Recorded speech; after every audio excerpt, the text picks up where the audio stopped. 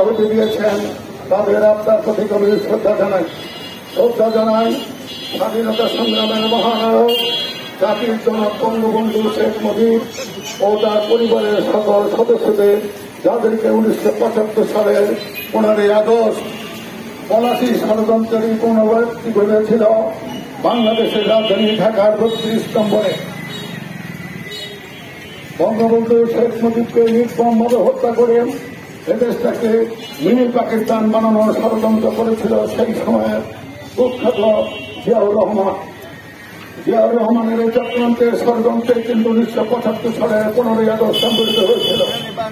সংগ্রামের সাথীরা 1971 সালের স্বাধীনতা সংগ্রামে যারা হাজার হাজার মানুষকে নির্বিচারে হত্যা করেছিল, যারা 2 লক্ষ মা বোনের ইজ্জত লুণ্ঠন করেছিল, তাদেরই উত্তরসূরিরা আজ আবার মাঠে নেমেছে।